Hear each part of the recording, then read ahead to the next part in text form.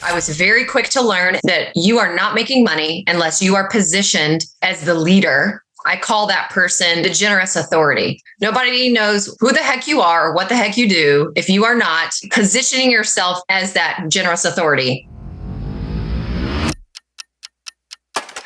From Sales Loop, this is How to Sell More, where B2B business leaders get fresh sales and marketing ideas and proven strategies from industry experts and seasoned entrepreneurs. I'm your host, Mark Drager, and on today's episode, we're exploring how Facebook groups can help your business build a niche, engaged community that both generates leads and converts into sales. Now, if you're looking to build a pipeline of qualified leads without paid advertising, or maybe you're frustrated with the social media marketing and you're really looking for something that's much simpler, or maybe your prospects and clients are in their 40s, 50s, and 60s, and you're looking to tap into an engaged community of potential buyers. If any one of those are true, then this episode is for you. Now, joining me today is Megan Huber, the co-creator of the Invisible Marketing Method and a secret weapon behind many of today's most successful coaching and online education companies. A few quick highlights about Megan's career before we get into the conversation. She spent 10 years as a high school teacher and earned a master's in education, which really gives her a pretty unique understanding of how people both learn and grow. When she decided to take the leap into starting her own business in 2011, she leveraged Facebook groups to get off the ground, which makes sense. It was 2011. Facebook groups were really popping off at the time. Now, a few years later, 2014, she gets a job as the director of programming at a really successful coaching company, a 7-figure company. But over the next 4 years, working hand in hand with the leadership at that company, she was able to grow it into an 8-figure powerhouse in just those 4 years. Now in 2017, Megan decides, I want to relaunch my business. And what does she do? Once again, she turns back to Facebook groups to build community. Now, the results are interesting because you'd think all those years later, Facebook groups probably wouldn't work. You'd be wrong, because they did. She was able to generate over $3 million in new business from her Facebook groups and communities. Today, as a consultant and the host of the Built to Last podcast, she helps companies create client success systems that actually work, the kind of systems that keep clients coming back and referring others. So you may be scratching your head about this topic. Facebook groups? Today, really? Wait until you hear all of these tips and strategies Megan has to share with you. So with all that said, I'm excited to share the conversation that I had with Megan Huber. Megan, I'm so happy to have you on the show. So you've had success with Facebook groups at 3 different points in your career. In 2011, when you launched your business, 2017, when you relaunched your business, and then even 2023, 2024, even onwards into next year. Now, most marketers would say that's impossible.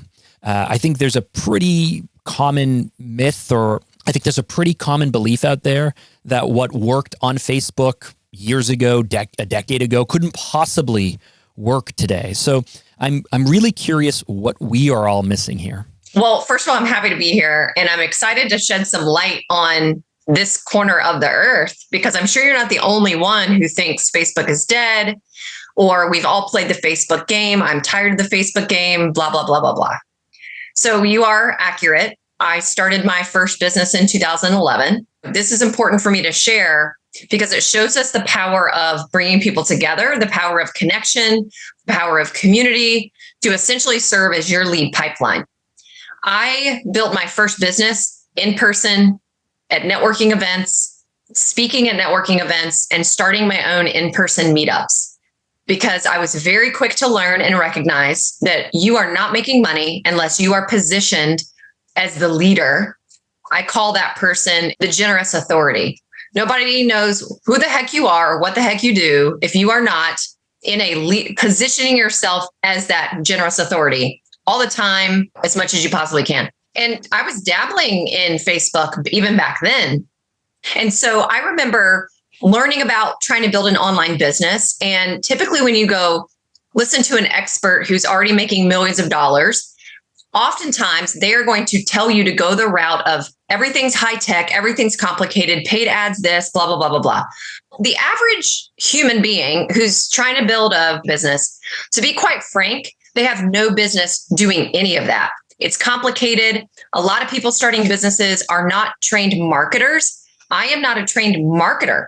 I don't have a corporate background in marketing. I have a background in teaching high school kids business classes and computer classes. So I was always looking for what is a simple route for people to go that has some structure to it, that has strategy to it, that people can wrap their minds around and they can actually do. So when I came back into business in 2017, let me tell you exactly why I started a Facebook group. I was very strategic about this. Plus, I know myself. So I got very clear on exactly who I wanted to serve. Who was that one main avatar? I'm only going to talk to one person. And back then it was coaches, just like it is today, because I know coaching and I know coaches. I decided on one offer at the time in 2017. It was a one-on-one $6,000 offer. I met with them for 4 months, 3 sessions a month. I had a very specific goal. It was to make $60,000 in 90 days. I did it in 45. And I identified the number one problem I could solve, the core problem a coach experiences, which is I'm not getting clients consistently enough, period, end of story. If you just go sell that, like people want to work with you all the time. And I decided on what's the main result or outcome I can help somebody achieve in like 30, 60, 90 days. At the time, it was I can help you get 3 clients in 30 days or 3 clients, whatever, 3 clients in 60 days. The other thing I identified is where are they already hanging out? What are they already joining? What do they already know? Like they already know how this thing functions, and where are they already making purchasing decisions? And in 2017, it was ding, ding, ding, ding, ding, Facebook groups. And the key thing here is where are people making buying decisions? And I believe more people are making a buying decision once they get into your Facebook group versus just following your personal profile on Instagram or Facebook or any other social media platform. So I did that 2017 all the way through 2022. My strategy never changed. My Facebook group was my hub. All roads lead to the Facebook group because I get to do my magic inside of the Facebook group. That's where I'm building relationship. That's where I'm more of the generous authority. That's where I'm really finding out about the people in there, and I can move them to a DM conversation. So whether I'm guesting on a podcast like this, my call to action is going to be go join my Facebook group. Or if I have a lead magnet out there, call to action, go to my Facebook group. If I have a speaking engagement, call to action, go to my Facebook group. If I'm making posts on Instagram or my Facebook page or LinkedIn, go join my Facebook group. Now, it's not all just go join my Facebook group. I'm promoting certain things that are only happening inside my Facebook group. So I did that through 2022. That Facebook group has made me about $3 million. And then little caveat here, I stopped running my business the way that I was, and I went to full blown consulting. And I didn't need to use, honestly, I didn't need to use social media. I could go speak, or it was all referrals. And I built a very me behind the scenes consulting business for 2.5 years. This is important as well, because I recently decided to rebuild the coaching arm to my business and add it to the consulting. I am following the exact same strategies I followed in 2017, and they are working exceptionally well. I'm just better, smarter, more confident, all the things. So yeah, it still works. That being said, if Facebook is not where your people are, and that is not where your people buy, and you know that for a fact, I'm not going to force anybody to build a Facebook group. Let's go build community somewhere. And the same strategies apply no matter where you're building that group for free, your free group. Is that helpful, Mark? So I have to point out that you say that you don't have a Marcom background or a degree, that you're a high school teacher. And yet when you said, when you went, here's what I'm going to do, you so clearly identified your ideal customer or the persona. You identified an immediate offer that had urgency built in. You had a revenue goal. You had, as you banged out those 5 or 6 key criteria, what an amazingly tight strategy you just shared with us. The question I immediately have is, what is the glue that holds a community like yours together? Is that intent, meaning it's all different types of people hoping to get the same thing? Is it based on a theme? Is it based on a topic? Is it based on an industry? Is it based on a certain promise? Like, what do you use as the glue to hold the community together? Yeah, so that's a really good question. Look, I'm going to be very honest. The purpose of your free Facebook group is to get clients. Period. End of story. It is to get clients. Now, can it have a community feel? Can it have kind of like this community kind of culture to it? Absolutely. But at the end of the day, it's a lead pipeline to help you build your business and make money. In terms of the glue that keeps it together, I think for a free Facebook group, I think maybe the direction to take the conversation is more about how do I get people to show up in it? How do I get people to engage? And how do I get people to go into DM conversations with me and then get on a call with me so they're buying from me? Or that's one way to get a client. The other way is for years, from 2019 to 2022, I would live launch right inside of my free Facebook group. And I would sell one-to-many. What that looks like is I basically did a live show every day for 9 days in a row, teaching whatever concept I was going to teach inside of the paid program. And I just did one-to-many sales. I mean, barely had to get on sales calls at all. So how do you get people to join the group? How do you get people to engage in the group? And then ultimately, how do you get people to convert? That is largely your leadership inside the group. It's your leadership. It is how valuable is the content you're sharing in there. What does generous authority mean? I want to teach you, like I do a live show every single week on Tuesdays at 11 a.m. Eastern inside that group. They're long. They're 30 to 45 minutes because I can't shut up. I can never teach for like 15 minutes. That's just a skill I've never fully developed. Being able to teach what I want to teach in 20 minutes. It's tough. I want to give such value that people can take what I'm teaching in that 45 minutes and literally while I'm teaching it, they could go implement bits and pieces of what I'm sharing and go get a quick win immediately, same day. If I can get people to watch a free Facebook Live in my Facebook group and they can turn around and implement and get a result or a quick win, and a result might not be like you're going to go out and make money. A quick win could be you went and took the action. That's a quick win. What are those people going to think I'm going to provide to them in a paid capacity? So there's the law of reciprocity there. And it's also learning people all want to talk about themselves. So you're making posts that allow people to talk about themselves. I do a lot of polls. I do a poll in there about once a week to bi-weekly. I use the polls to then DM people. So it's really your activity in there, answering everybody's questions, answering them thoroughly. You're basically providing, you are positioning yourself as a resource in the category that you are helping people in. And it better be better than what they are getting in a paid capacity from somebody else who does the same thing as you. That's really what holds it together. So I'm starting to get a sense of what you're talking about now. And it almost feels to me almost like what I would call like open hours, meaning like people can drop in and drop out, but it doesn't have to be live, that they can post questions, you'll answer the questions, you'll curate tools, you'll share stuff. And really it's, I guess what you said, a hub, an ecosystem, a place where people can come in, they can engage with you. Now, if we had to slice up how you spend your focus and time into a pie chart, I imagine there's creating and curating content. There's, as you mentioned, answering questions or responding to comments and DMing, which I would consider more like community engagement. There's maybe building automations and staying on top of Facebook and what happens in a group. There's all the stuff you might need to do, like campaigns are the things to get people into the group and aware of the group. What are the different activities and how much of your time do you have to allocate to each of these to make sure that, because in my experience, some people are great at building, but not maintaining. Some people are great at recruiting, but then they're never going to engage people. They'll have great conversations, but they're uncomfortable driving it to a sale. So what are the different components and how do we slice that up in a pie chart?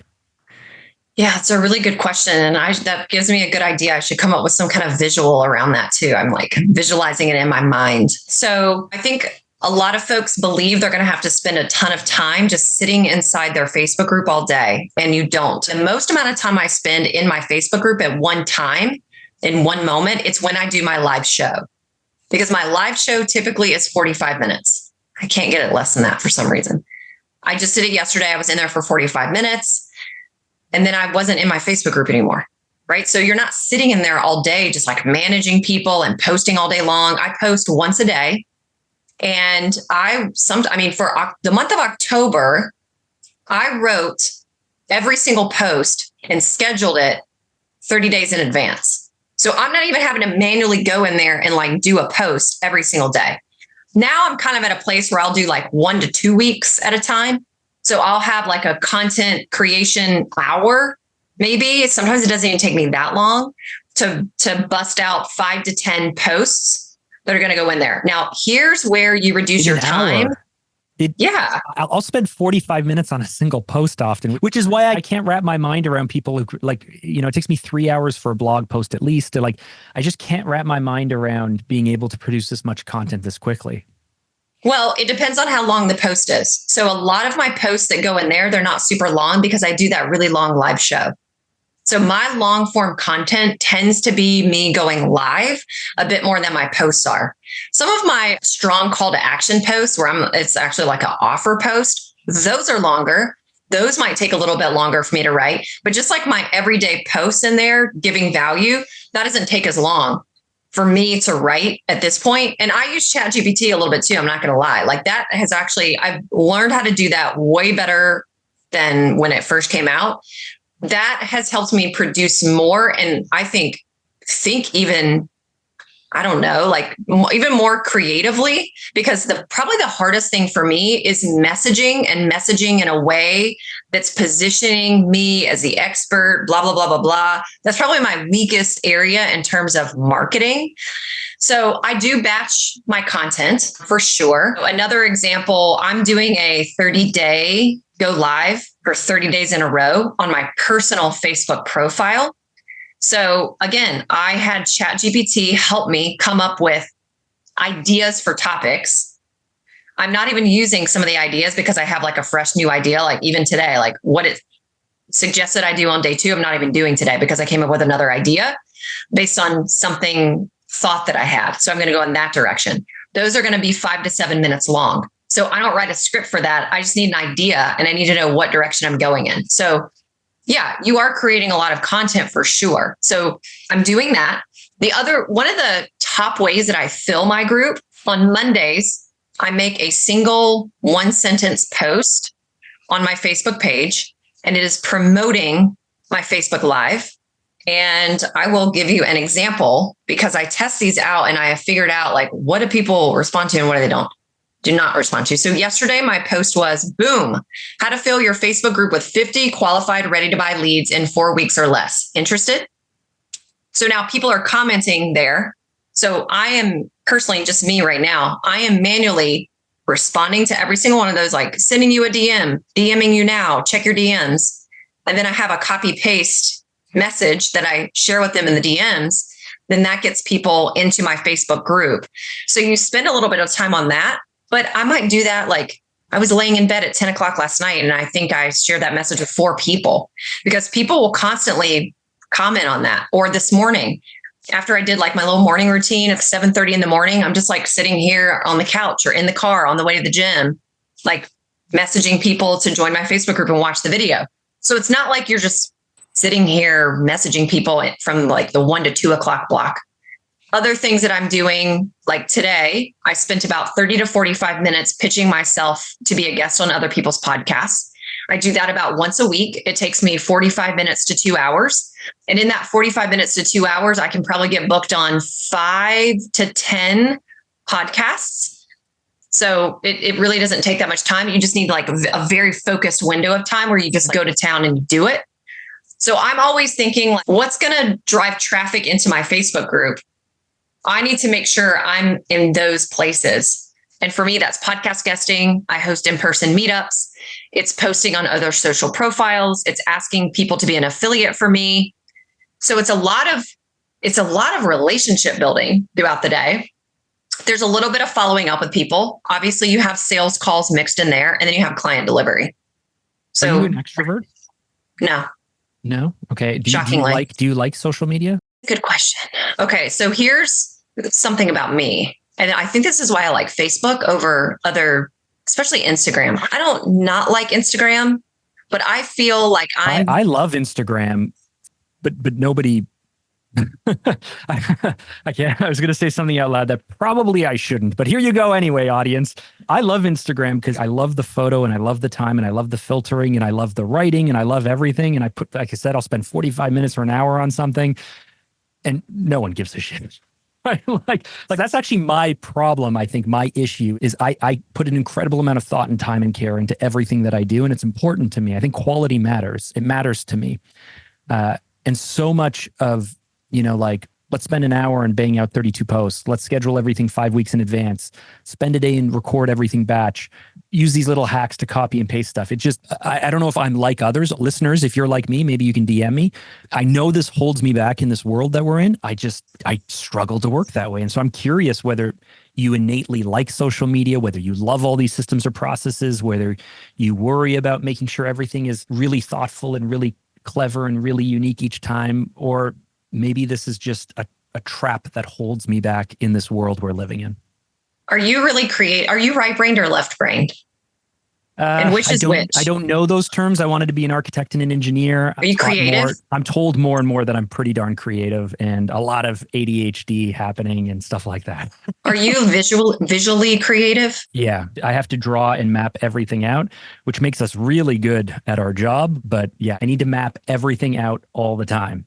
Okay, so my lowest on the totem pole for me in terms of how my brain functions and what I'm good at, it's not visually creative. So this is how I feel on Instagram. I feel like I'm in a foreign land where I do not belong.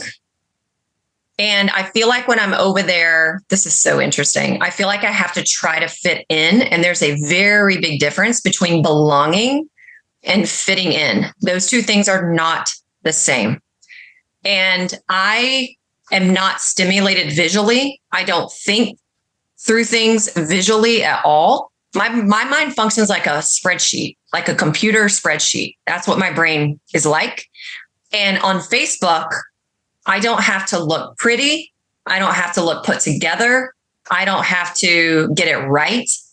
I feel like on Instagram, I need filters. I've got to have fake eyelashes. I've got to have extensions in my hair, none of which I have. And that's not a knock on people who do that. And I feel like I have to be like this expert marketer and communicator. On Facebook, I feel like I belong here. I can be me over here.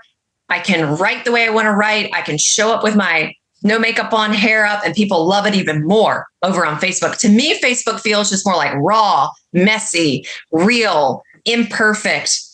I don't want to use the word authentic. I don't think it seems more authentic, but I just feel like it's like a messy playground over there and people will appreciate it and they like it. Instagram, I'd have to be too perfect. And people already assume, I don't know why. I don't know if it's because of the way I look or the way I speak or what I talk about, but there's always been an assumption about me that I do everything perfectly. I do everything at a super high bar. Don't come to Megan until you have your shit together because she's got it perfect over here.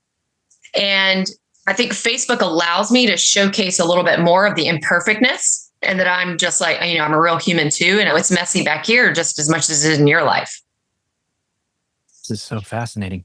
Do you play on LinkedIn or YouTube? I could ask about TikTok, but honestly, I'm not on TikTok and I don't know anything about it. TikTok is too much like Instagram for me and I don't want to figure it out. I'm not high tech. I don't understand any of that. Let's be fair. Instagram is a lot like TikTok. Okay. I don't even know which one came first. I don't even pay attention to TikTok. I have no idea. LinkedIn is like too rigid for me. LinkedIn is, so that's too corporate for you. It's too corporate. I post over there, but it's too like, I don't know. It's like, I'm rigid and stuffy enough. I'm trying to like be a little bit more in the middle. So for me, I feel like I have to be in like a straitjacket. My personality is just like, I was talking about this in another podcast. I think it's left brained. I think you're right brained. I'm left brained. If I have that correct, I'm linear. I think in like steps and phases and stages.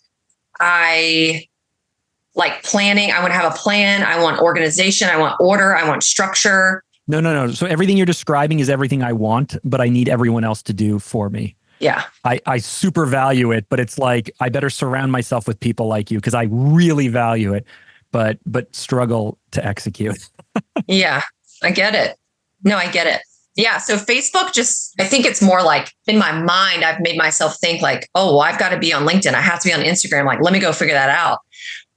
But it's like, just go back to what you do so well. Just stay on Facebook, and it works for me. So what surprises me with what you're sharing, and I don't want to beat a dead horse too much, but what worked in 2017, worked in 2021, which is working today, that surprises me. Another thing I heard too recently, I mean, where do you think people would build a group? If it's not a Facebook group, like where is it?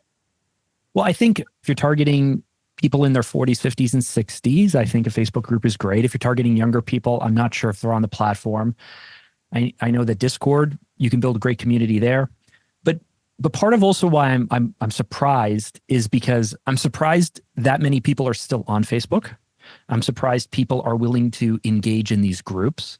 I'm surprised that the cynicism and the skepticism hasn't risen to such high levels that they're tired of getting sold to by gurus and others.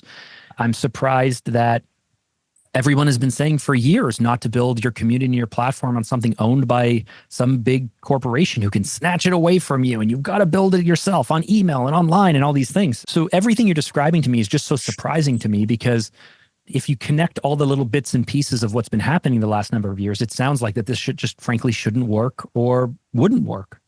It's working though. Well, and look, I build an email list too. So I'm like very, very consciously right now, simultaneously, and building the Facebook group, because this particular Facebook group, let me tell you something else I did. This might be more of a shocker to you. I don't know. This Facebook group is the same Facebook group I had in 2017. I archived this group in early 20 or late 2024 right now. I archived this group in early 2023, which means archived. I didn't shut it down. Like, it still existed, but you couldn't interact in it. When I decided to rebuild the coaching business, I just unarchived that same group. I did not start a new group. And in my mind, I was thinking like, that's so dumb. Like, why would I just unarchive it? Like, I should just start fresh from scratch. Someone said to me, Megan, amateurs keep starting over. A pro would never start over from scratch. You have 1,300 people in that group. You go in there and you act like you never left. And that's all I needed. And I jumped back in that Facebook group like 2 years hadn't passed. I didn't even like announce what I was doing. I just rolled up in there like the generous authority and started doing my thing like not a day had passed. And it is hopping. So if I'm listening to this and I'm thinking, gosh, my business could really use more community. But if you had to give me or any of our listeners advice on starting, should we start? Should we research if it makes a lot of sense, or just start? Or I've also heard these other strategies where you could basically buy existing groups for very little money in many cases. I'm talking $300 or $500 or $800. Oh, yeah. How do you feel about if I wanted to get started on this right away, what would I do? Well, the first thing I would do is identify, is your ideal client using Facebook? And are they like avid Facebook users? Like, that's their go-to. I want to give another example. I've talked to so many people in the mastermind that I'm in for real estate investors. They've got 10,000 people in their Facebook group, 20,000, 50,000. And a lot of them did that in less than a year because they know their demographic is using Facebook. For most of them, their demographic isn't in their they're not in their 20s. I know another real estate investor. Her name is Taddy Tediment. I don't know if you know her. She's 27, 28. She teaches people how to virtual wholesale. All of her clients are in their 20s. Guess where she grew? Instagram. She didn't grow a Facebook group. Her people aren't on a Facebook group. She's not on Facebook. I mean, I'm sure she's on Facebook, but she's 28. She's attracting people like 22 to 32. Go be on Instagram. Build your community over there. So I think you've got to know, where are you hanging out? Where are you spending your time? What platform do you really resonate with? And then your ideal client, who is your buyer, better be on that platform. I didn't pick the platform because my buyer wasn't there. I picked it because my buyer is there, and they're already trained to buy from people inside Facebook groups, and they're buying from the same people from the people who are selling the same thing I'm selling. So why not build a Facebook group? So I would go see, person listening to this, Go look up other Facebook groups and see if there are Facebook groups that exist in your particular niche. How many people are in those groups? Who are those leaders? Is it working? Go join them. Go look, then go do it better.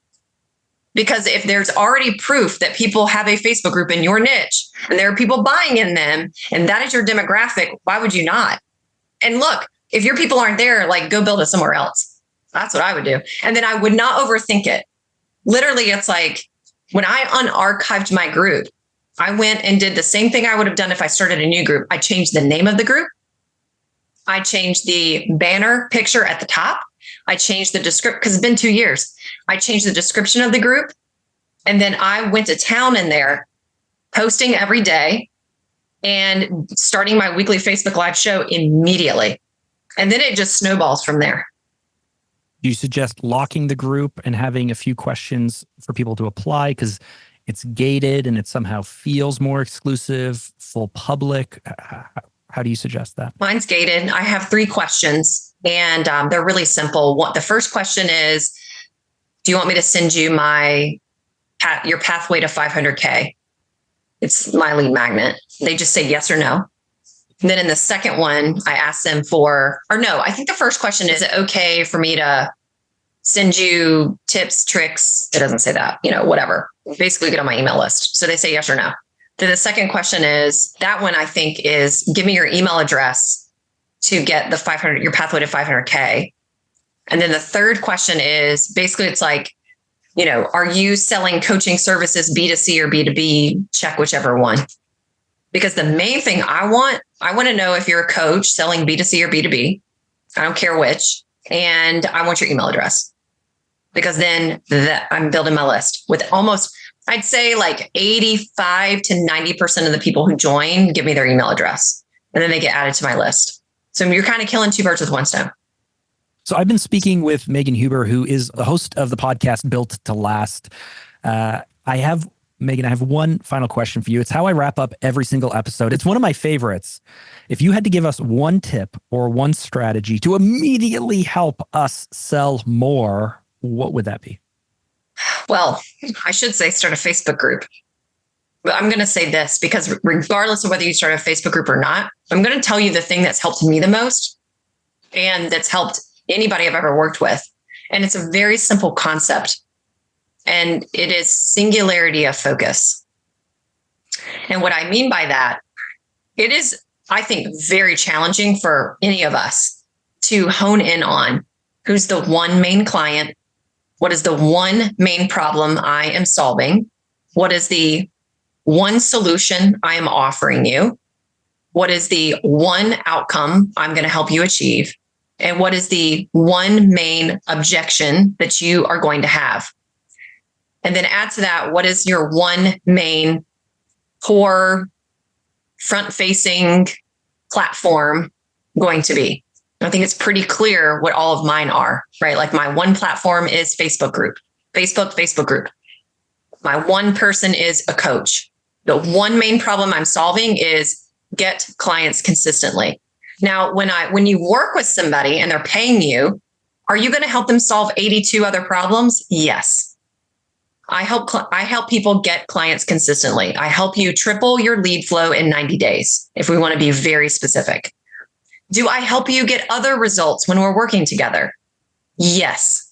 But from a marketing perspective, messaging and positioning, if you will let yourself and give yourself permission, singularity of focus, let me tell you, every single one of my Facebook Lives, I talk about the same thing.